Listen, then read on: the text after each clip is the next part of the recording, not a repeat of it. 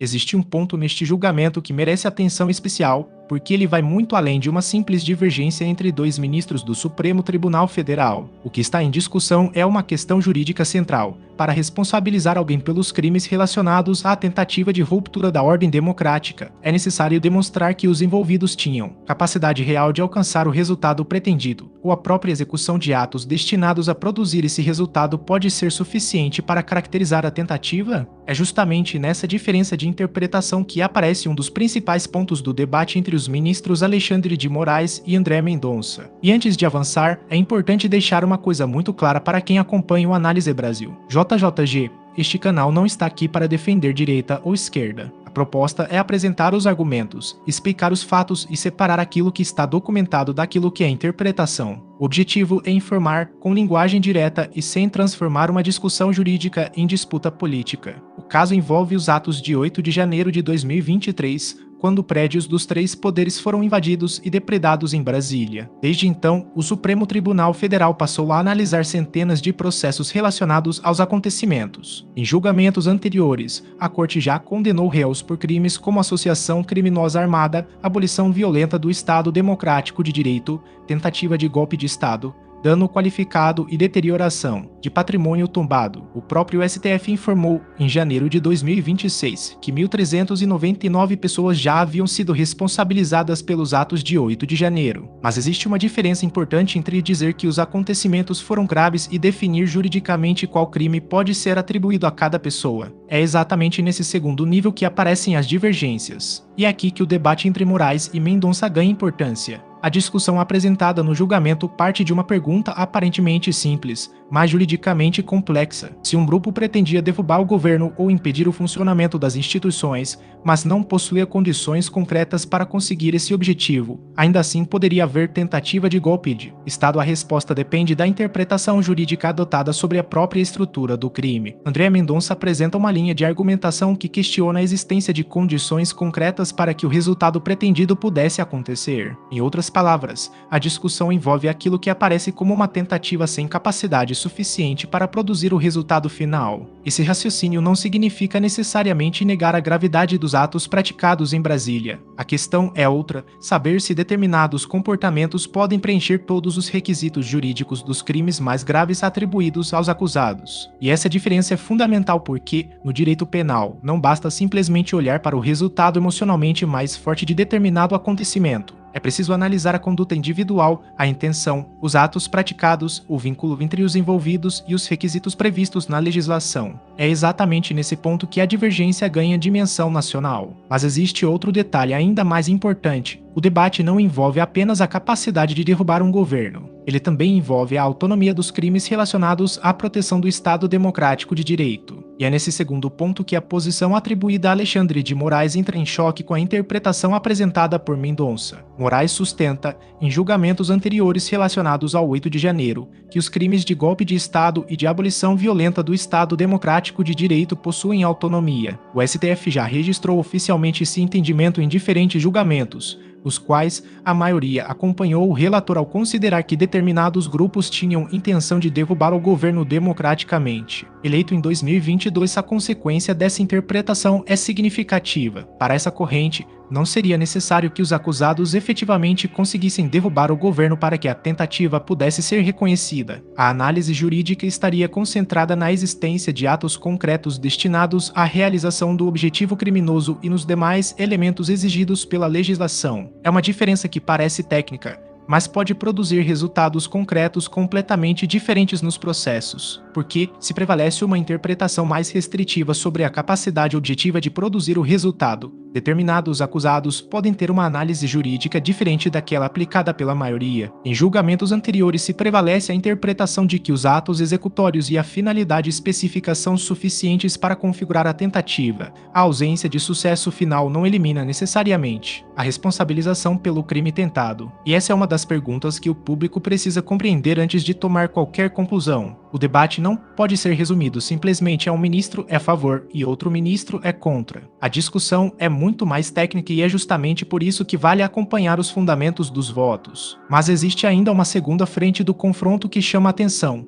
a segurança de Brasília no dia 8 de janeiro. André Mendonça também questiona como foi possível que manifestantes chegassem aos prédios dos três poderes e conseguissem romper estruturas de segurança consideradas estratégicas. Essa pergunta não é nova desde os primeiros dias depois dos acontecimentos. As autoridades passaram a investigar se houve falhas, omissões ou responsabilidades individuais na segurança do Distrito Federal. O próprio Supremo abriu procedimentos para investigar a atuação de autoridades responsáveis pela segurança. Em 2024, por exemplo, a primeira turma recebeu denúncia contra 7 oficiais da cúpula da Polícia Militar do Distrito Federal por possíveis omissões relacionadas aos deveres de segurança e preservação da ordem pública. Portanto, quando se fala em falhas de segurança, não se está falando necessariamente de uma questão criada durante o debate entre os ministros. A responsabilidade de autoridades públicas pela segurança do local já fazia parte das investigações oficiais desde os primeiros momentos. O STF também adotou medidas contra autoridades do Distrito Federal ainda em janeiro de 2023. Entre elas estiveram o afastamento do governador Ibanez Rocha e prisões de autoridades responsáveis pela segurança pública,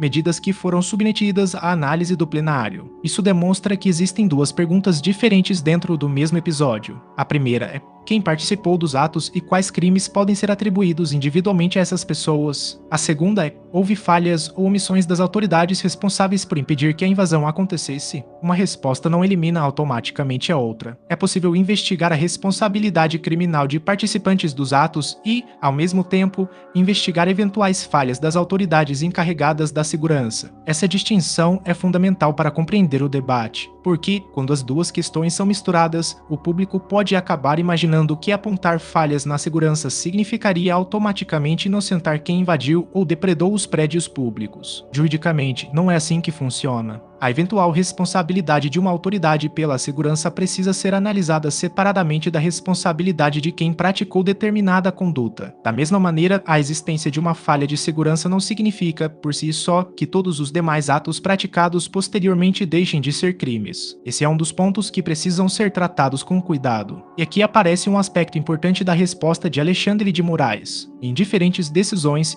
e investigações relacionadas ao 8 de janeiro, o ministro destacou a existência de apurações envolvendo autoridades que poderiam ter contribuído, por ação ou omissão, para os acontecimentos. O Supremo já determinou, por exemplo, medidas contra integrantes da cúpula da Polícia Militar do Distrito Federal e investigou possíveis omissões na segurança. Em 2023, Moraes também determinou prisões preventivas de oficiais da PMDF apontados pela Procuradoria-Geral da República como possíveis responsáveis por omissões penalmente relevantes. Portanto, a resposta institucional ao questionamento sobre falhas de segurança não pode ser resumida à ideia de que ninguém foi investigado. Houve investigações sobre processos. Houve medidas judiciais e houve, inclusive, denúncias recebidas pelo Supremo. O que permanece sendo discutido é a extensão da responsabilidade de cada agente e a relação entre as falhas de segurança e os crimes praticados pelos participantes dos atos. Agora, existe um ponto ainda mais delicado. Quando o debate entre ministros aumenta de intensidade,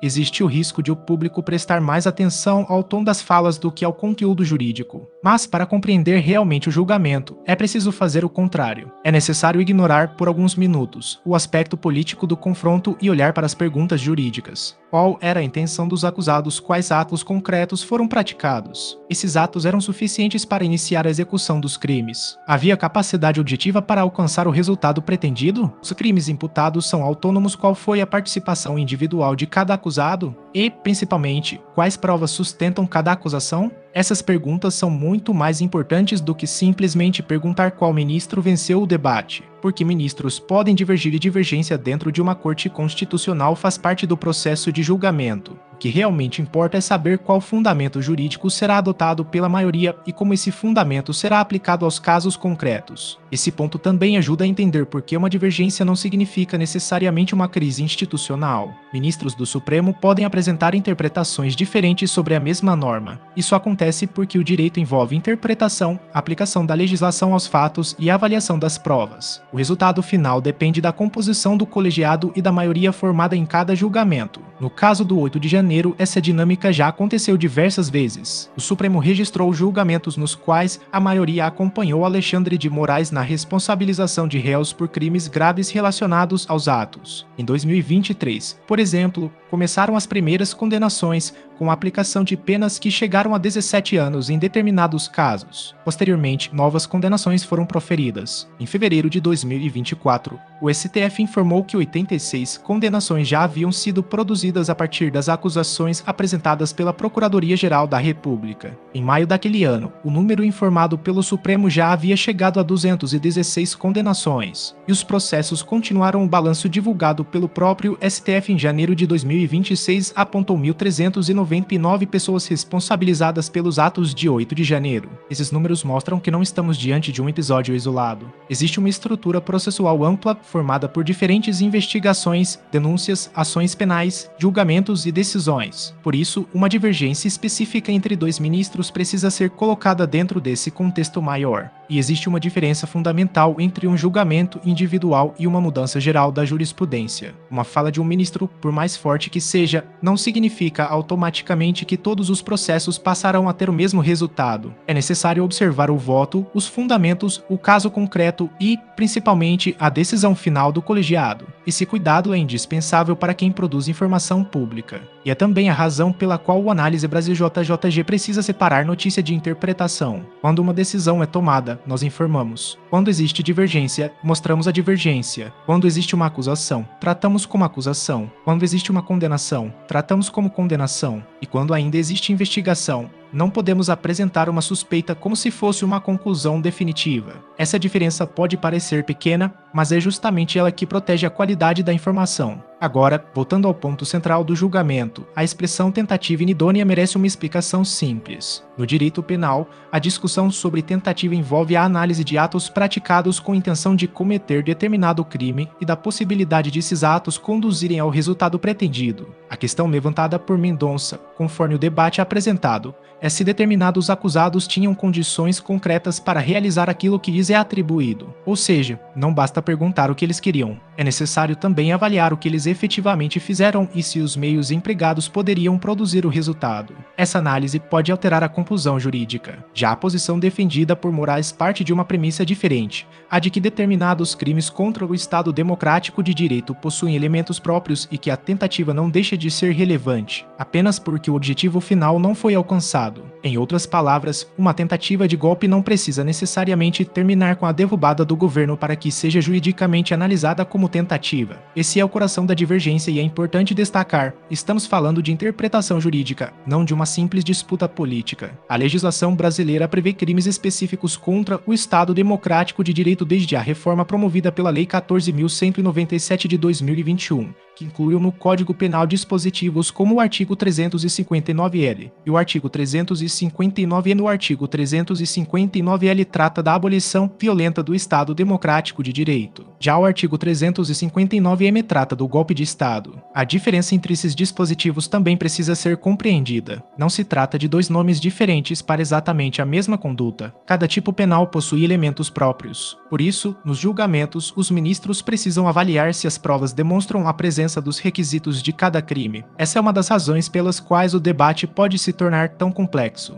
Uma pessoa pode ter participado de um ato coletivo, mas isso não significa automaticamente que todos os participantes tenham exatamente a mesma responsabilidade jurídica. A análise individual é essencial e isso vale também para a discussão sobre autoria coletiva. O STF já afirmou, em julgamentos relacionados ao 8 de janeiro, que determinadas condutas poderiam ser analisadas dentro de uma lógica de execução coletiva, na qual diferentes pessoas contribuíram para o resultado ou para a prática das ações investigadas. Mas essa análise não elimina a necessidade de examinar os elementos de cada processo. É justamente nesse ponto que a defesa dos acusados costuma apresentar argumentos diferentes dos adotados pela acusação, e essa é uma parte normal do processo penal. A acusação apresenta uma narrativa baseada nas provas reunidas. A defesa contesta essa narrativa, o Ministério Público apresenta suas conclusões. Os ministros analisam os argumentos e, ao final, o colegiado decide. Por isso, quando o público acompanha um julgamento dessa natureza, é importante não transformar cada voto em uma sentença definitiva para todos os envolvidos. Um voto é uma manifestação individual. Uma decisão colegiada é outra coisa e uma decisão definitiva pode ainda estar sujeita a recursos ou outros instrumentos processuais,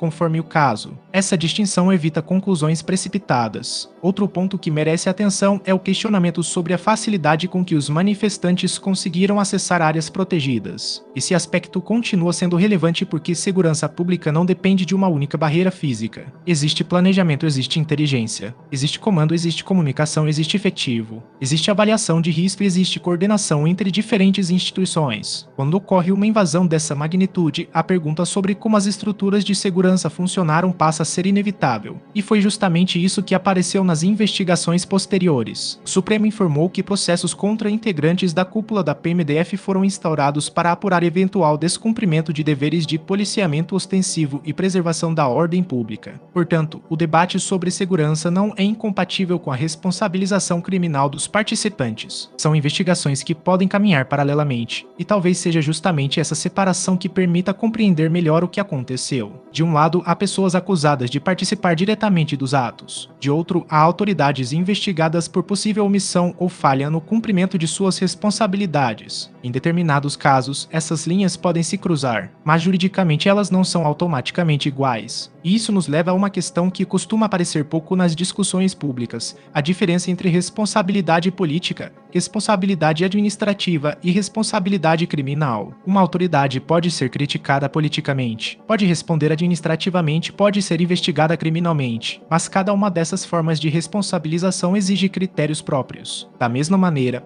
uma pessoa que participou de uma manifestação pode ter uma situação jurídica completamente diferente daquela de alguém acusado de invadir um prédio, depredar patrimônio, financiar ações ou integrar uma organização destinada a determinado objetivo. A individualização das condutas é, portanto, indispensável, e é justamente por isso que os processos não podem ser analisados apenas por imagens ou pela presença de uma pessoa em determinado local. É necessário observar o conjunto probatório. Essa é uma das grandes lições que o caso deixa para o debate público. Agora, existe uma consequência importante de toda essa discussão. Se o entendimento defendido por Mendonça ganhar espaço em determinados processos, poderá haver uma análise mais rigorosa sobre a existência de capacidade concreta para a consumação de determinados crimes. Se prevalecer o entendimento adotado pela maioria em julgamentos anteriores, a análise poderá continuar concentrada na existência de atos executórios, intenção específica e participação dentro do contexto coletivo. Mas atenção, isso não significa automaticamente que todos os processos terão o mesmo resultado. Cada processo possui fatos, provas e circunstâncias próprias, e essa é uma informação que precisa ficar muito clara. Não existe uma decisão única capaz de apagar automaticamente todas as condenações anteriores. Da mesma forma, uma divergência não significa que toda a jurisprudência do Supremo tenha mudado naquele instante. É necessário acompanhar o resultado formal do julgamento e seus fundamentos. É aqui que entra o papel de um canal de informação. O objetivo não deve ser aumentar o conflito.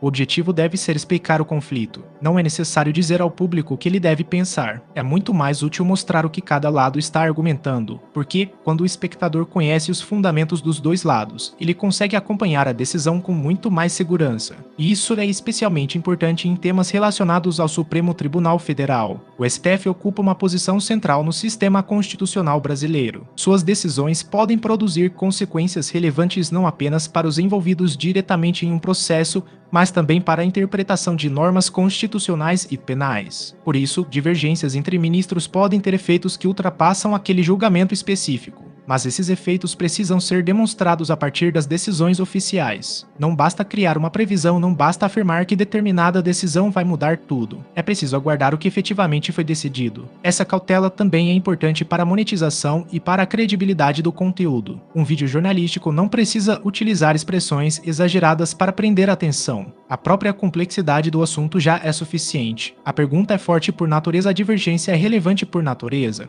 E as consequências jurídicas podem ser explicadas sem transformar o vídeo em um espetáculo. Por isso, a partir deste ponto, o mais importante é entender o que realmente pode acontecer daqui para frente. Se o julgamento confirmar uma interpretação jurídica, essa decisão poderá servir como referência para casos semelhantes, respeitando as particularidades de cada processo. Se houver divergência significativa, os votos poderão ser analisados por advogados, pesquisadores, Ministério Público, Defesa e outros integrantes do sistema de justiça. E se houver novos recursos ou questionamentos processuais, o assunto poderá continuar sendo discutido. Portanto, o julgamento não deve ser tratado como uma disputa pessoal entre Alexandre de Moraes e André Mendonça. O que existe, juridicamente, é uma divergência sobre a interpretação e aplicação do direito penal aos fatos de 8 de janeiro. O tom das falas pode chamar atenção, a troca de argumentos pode gerar repercussão, mas o que realmente produz consequência jurídica é o conteúdo dos votos e a decisão do colegiado. E essa é a informação que precisa permanecer no centro. Quando se olha para o histórico do caso,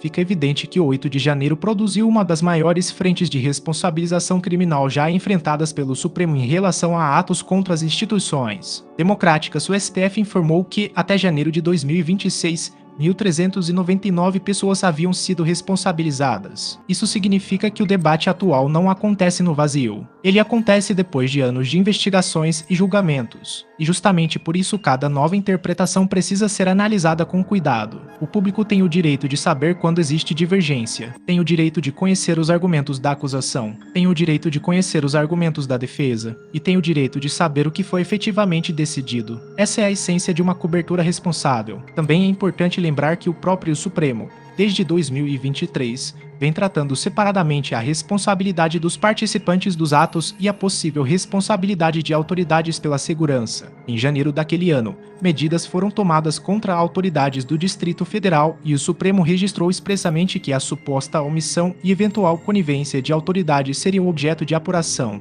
Portanto, a pergunta sobre segurança não deve desaparecer, mas também não deve ser utilizada para substituir a análise dos crimes praticados. Uma investigação precisa seguir seu próprio caminho. Essa é a diferença entre informação e narrativa. E é exatamente essa diferença que o Análise Brasil JJG pretende preservar. Não é direita, não é esquerda, não é defesa de ministro. Não é ataque a ministro, é análise, é contexto. É informação e, principalmente, é respeito ao direito do público de conhecer os fatos antes de formar sua própria conclusão. Agora, chegamos ao ponto mais importante. A discussão entre Moraes e Mendonça mostra que o caso do 8 de janeiro ainda produz debates jurídicos relevantes. Mesmo depois de centenas de condenações e acordos, questões sobre tipificação penal, participação individual, capacidade de execução, autoria coletiva, segurança pública e responsabilidade de autoridades continuam sendo analisadas em diferentes contextos. Isso significa que o caso ainda precisa ser acompanhado com atenção, mas acompanhar não significa antecipar resultado, significa observar os votos, ler as decisões, verificar as provas mencionadas, conferir os fundamentos jurídicos, e só então apresentar a informação. Esse é o caminho mais seguro para quem quer entender o que está acontecendo. E existe uma última questão que precisa ficar registrada. A divergência entre ministros não significa, por si só, que um deles esteja certo e outro errado em termos políticos. O julgamento é jurídico, os fundamentos precisam ser confrontados com a legislação,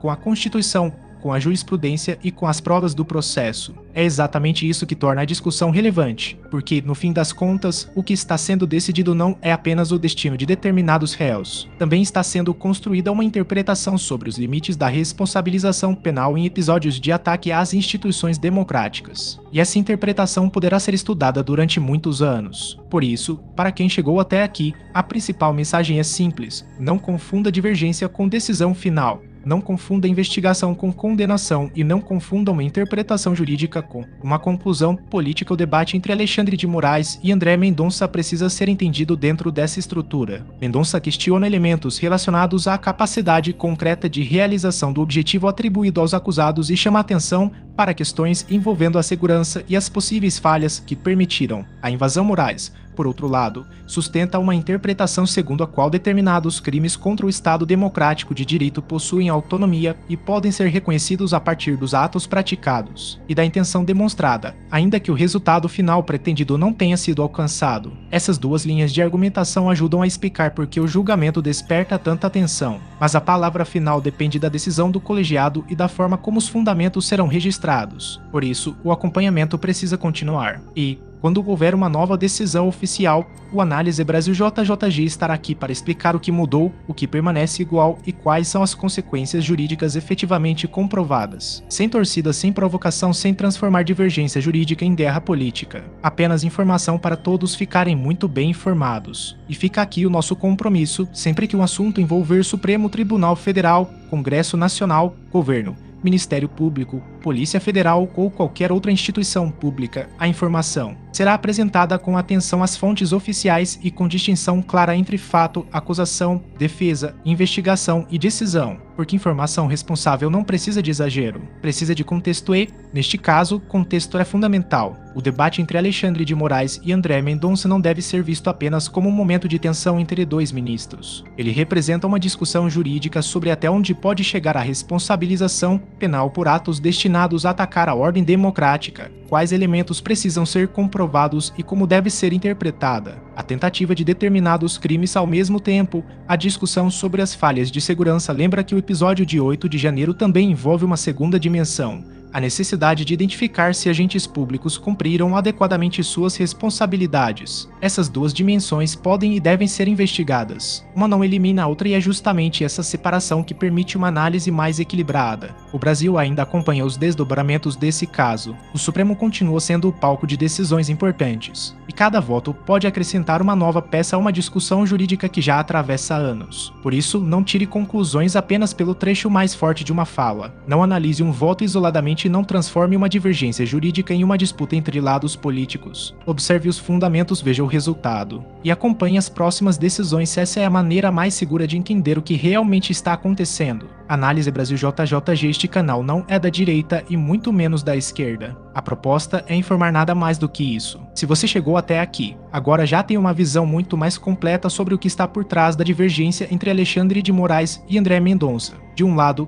a discussão sobre a existência de capacidade concreta para a realização do objetivo atribuído aos acusados. De outro, a interpretação de que os crimes contra o Estado Democrático de Direito possuem elementos próprios e podem ser reconhecidos a partir da tentativa e dos atos executórios praticados. Também ficou claro que a questão da segurança de Brasília possui uma trajetória própria de investigação e que autoridades responsáveis pela segurança foram alvo de apurações e medidas judiciais desde os primeiros dias após os acontecimentos. Agora, resta acompanhar os próximos passos oficiais, porque, em um assunto dessa dimensão, a informação mais importante não é aquela que provoca a reação mais rápida, é aquela que permanece correta depois que os fatos são conferidos. Para algum de vocês, seguidores do canal, que tem interesse de fazer algumas compras online, nós temos 4 lojas parceiras. Uma delas se chama Magalu Jorge Rafaela, loja americana, também Mercado Livre, Amazon, link logo abaixo da descrição. Boas compras. E essa será sempre a prioridade do Análise Brasil. JJG, para todos ficarem muito bem informados. Fonte: Análise Brasil. JJG, fontes de referência: Supremo Tribunal Federal. Informações processuais e notícias oficiais sobre os atos de 8 de janeiro, seus julgamentos e investigações. Nosso papel foi cumprido, entregar a você todos os ângulos dessa história, sem viés político, respeitando a sua inteligência e a sua capacidade de julgamento.